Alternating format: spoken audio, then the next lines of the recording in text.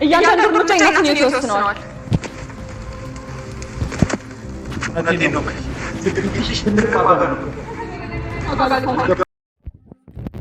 ሳያት የባሏን እናት ለመግደል ያደረገችው በታገተችበት ክፍል በር ከፍታ ስለ እናቷ ማርታ ሁሉንም ነገር ሰምታ ስለነበረ በነገረቻት መሰረት ሳያት ልጄ ለእናትሽ አንቺ ነሽ እያለሻት አደለ? ለእናትሽ መድረስ ይኖርብሻል። እናትሽ ችግር ላይ ነው ያለችው ስትላት ምን እያልሽ ነው ማርታ? ምን እያልሽ ነው? አልገባኝም። አዎ ስለ እናትሽ ብዙ ነገር ሲያወሩ እኔ ሰምቻለሁ። በስልክ እያወራች ነበረ። እናም እናትሽ በአደጋ ላይ እንደሆነች ደህና ሕክምና እየተደረገላት እንዳልሆነ ሲያወሩ ሰምቻለሁ። ቆይ እናት አሁን እኔ ምን ማድረግ አለብኝ? እናቴን ድምጿን አሰሙኝ ብላቸው እናትና ልጅ እምቢ ብለዋል። አሻፈረኝ አሉ። ስለ እናቴ መድረስ አልቻልኩም። ስለዚህ አሁን እናቴ በህይወት ትኖር ወይስ ትሞት እማቀው ነገር የለም እኮ ስትላት ማርታ ልጄ እናትሽ በህይወት አለች፣ ግን በጣም ደክማለች። እናም ከዚህ ቤት እንዴት መውጣት እንዳለብሽ ባላቅም እንደው እባክሽ እየቻልሽውን ያክል ጣሪና ከዚህ ቤት እንደወጣርችኝ ብትላትም ማርታ ግን ምንም ነገር ማድረግ እንደማትችል ግን ደግሞ የሆነ ነገር አድርጋ እችን ሴትዮ ወይዘሮ ሳቤላን ማገትና ከዛም ከዚህ ቤት እየመውጣት እድሏ ያ ነው እንጂ ከዛ ውጭ ሌላ አማራጭ እንደሌለ ስትነግራት ሳያትም እና እናቴ በህይወት የለችም ማለት ነው? መኖራለች፣ ግን እናቴ የት ሆስፒታል እንደምትኖር አላቅም፣ የት እንደምትታከምም አልነገሩኝም ስትላት ማርታ ግን ያለችበትን ሆስፒታል ስለምታቅ እናም የነሱ የሚታከሙበት የግል ሆስፒታል አላቸው። እዛ ሆስፒታል ውስጥ እናትሽ አለች፣ እዛ ነው ያለችው። እኔውን ሁሉን ነገር ነግርሻለሁ ልጄ፣ ድረሽላት ለእናትሽ። ግን ማድረግ ያለብሽ ደግሞ ወይዘሮ ሳቢላን አግተሽ ከአንዱ ክፍል ዘግተሽባት ካልሆነ በስተቀር እኔ በር ከፍቼ ማስወጣት አልችልም። ማንም ሰው ምናልባት ግሬስ ከዚህ ቤት ሲወጣ ያንን ነገር መጠቀም ይኖርብሻል ስትላት ሳያትም የእናቷ ጉዳይ ስለሆነ እናቴን ላሳክምና እናቴ ጤነኛ እንድትሆን ብዬ እንጂ እዚህ ጉድ የገባሁት በፍጹም እንደዚህ አይነት ጉድ መሆኑን ባቅ ኑሮ አላገባውም ነበረ። እና ስለዚህ የሆነውን ነገር ማድረግ ይኖርብኛል። አዎ የኔ ልጅ ለእናትሽ ከደረሽላት አሁኑኑ አፍጠኙ በማለት ማርታዬን ነገር ስትነግራት ሳቤላም የታገተችበት ክፍል ቁጭ ብላ እያለ ሳይመን ምን ሆነሽ ነው ሲላት ምንም እንዳልሆነች እና ደህና እንደሆነች ስትነግረው እሱ ግን ብዙም ራሱን ስላልሳተ እንደታሰረ ቢሆንም ሳያት ከዛ ክፍል ወጥታ በድንገት ጠርሙስ ስታገኝ ጠርሙሱን ሰብራ ስባሪውን ይዛ ወደ ውስጥ ስትሄድ ወይዘሮ ሳቢላን ታገኛታለች።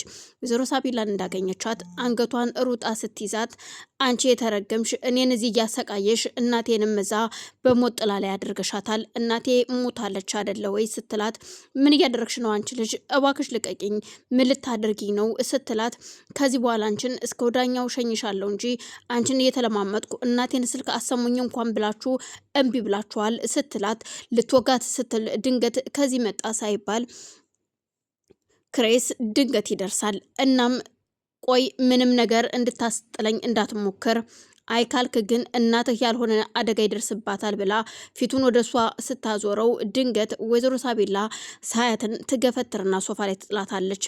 በዛን ሰዓት ክሬስ እሷን ሊይዛት ሲል አትያዘኝ፣ ልቀቀኝ፣ ሁሉ ነገር ሰምቻችኋለሁኝ፣ እዛ ቁጭ ብላለች ታስራለች ብላችሁ ምንም የማልሰማችሁ መስሏችሁ ነዋ። ስለ እናቴ ስታወሩ ሰምቻለሁ።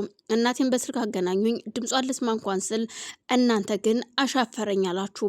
እናቴ እንደሞተች አውቃለሁ ስትል በፍጹም እናቷ እንዳልሞተችና በህይወት እንዳለች እንዲሁም ደግሞ እየታከመች እንደሆነ እርግጥ ከ2 ቀን ከ3 ቀን በፊት በጣም በኃይለኛው ታማ ስለነበር ኮማ ውስጥ ነበረች።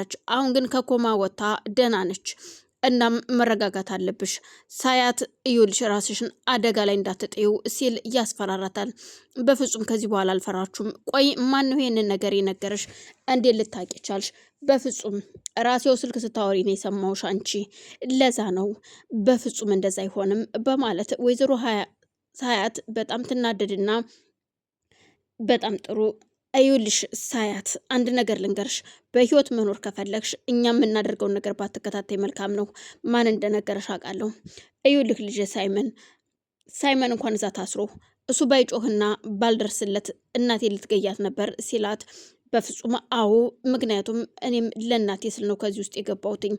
እንደዚህ መከራ እንደሚደርስብኝ እየታወቄ አግቢ ስባል እሺ ያልኩትኝ ለእናቴ ብዬ ነበረ በማለት ስለ እናቷ ስትከራከር ሳያት ወይዘሮ ሳቢላ ማርታን ጥራትና እሷ ነች ይህን ሁሉ ነገር የተናገረችው፣ ከሷ ውጭ ሌላ የሚሰማን ሰው የለም፣ ማርታ መጠየቅ አለባት፣ እሷን ለአንድ ክፍል ደግሞ ዘግቼ ሳሰቃያት እውነቱን ትናገራለች ትለዋለች። ክሬስም በፍጹም እሷ ምንም የምታውቀው ነገር የለም፣ እሷ አይደለችም፣ ምናልባት እንዳለችው ስልክ ስናወራ ሰምታን ይሆናል እማዬ፣ ለማንኛውም ተረጋጊ በማለት እናቱን ካረጋጋ በኋላ ሳያትን ወደዛው ክፍል እንዲወስዳትና ሌላ ቦታ አስሮ እንዲያስቀምጣት ስትነግረው እሺ በማለት እሱም ሳያትን ሌላ ባዶ ክፍል ወስዶ እጇንም እግሯንም አስሮ ቁጭ አደርጋታል። ከደቂቃዎች በኋላ ተነስታ እሷም ትሄድና እዩልህ አንተ ውጣ ክሬስ እኔ በቃታለሁ በማለት ሁለቱ ተነጋግረው ወይዘሮ ሳቤላ ለሳያት ሁሉን ነገር ልጠይቃት ትዘጋጃለች። ለማስፈራሪያ ያህልም በእጇ ቢላ ይዛለች። እናም ይኸውልሽ ህይወትሽን ከፈለግሽው አሁን እያንዳንዷ ነገር ትነግሪኛለሽ፣ ምክንያቱም የምትነግሪኝ ደግሞ ማነው ይህንን ነገር እየነገረሽ ብላ ስትጠይቃት ማንም ሰው እንዳልነገራትና እሷ ራሷ እንደሰማቻት ስትነግራት እሺ አሁን ትክክለኛ አባትሽን እንድትነግሪኝ እፈልጋለሁ በማለት ትጠይቃታለች። ምክንያቱም ማርታ ይህንን ነገር እንደነገረቻት የማያውቁት ሁለቱ ግን እናት